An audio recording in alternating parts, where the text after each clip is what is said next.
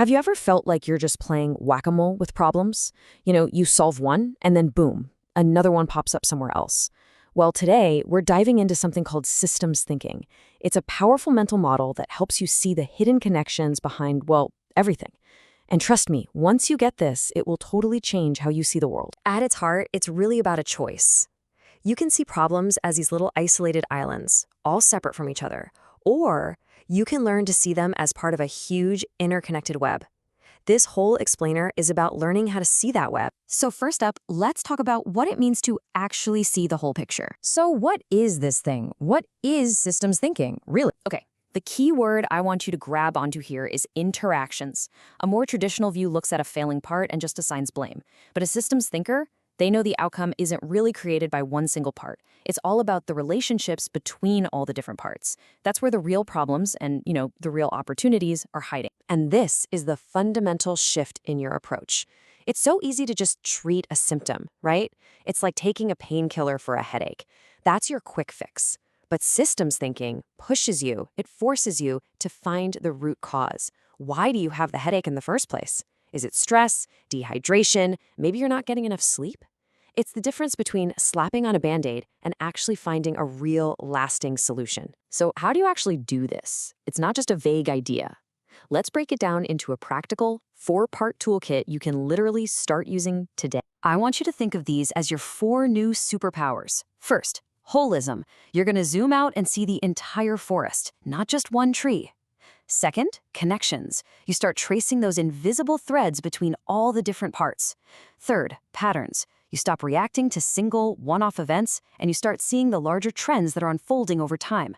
And finally, number 4, root causes. You put on your detective hat and you start digging for the real why. All right, theory is great, but let's make this feel real.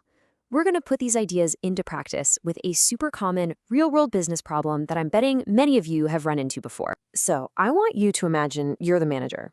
You get the report, the numbers aren't good. Sales are down. The big question lands right on your desk. Why?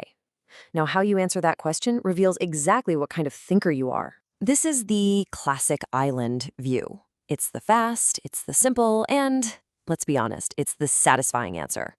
You find one part of the system, in this case the sales department, and you place all the blame right there. Problem identified, case closed, right? Well, not quite. Now, let's look at how a systems thinker tackles the exact same problem. Instead of jumping to a conclusion, they start with curiosity. They're not looking for someone to blame. They're looking for connections to understand. They begin by just asking better questions. And this is where the magic happens. A systems thinker realizes low sales isn't a sales problem. It's a system problem. They start asking things like, wait, does our product even meet the market's needs anymore? Or is our advertising just totally ineffective? What if company-wide morale is in the tank and that's affecting performance everywhere? Or hey, maybe our delivery process is so frustrating that it's creating this negative feedback loop that just drives our customers away.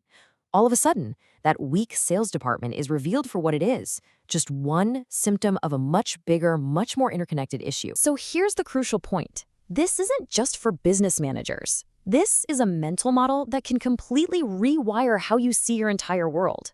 From your job to public policy to your own personal habits. Seriously, this thinking applies everywhere.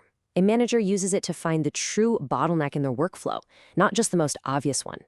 A policymaker can use it to try and foresee the unintended side effects of a new law, hopefully preventing future problems.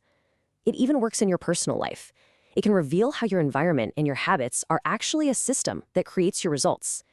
From engineering more stable bridges to just building better habits for yourself, seeing the system is always the first step to improving it. So we'll end with this challenge.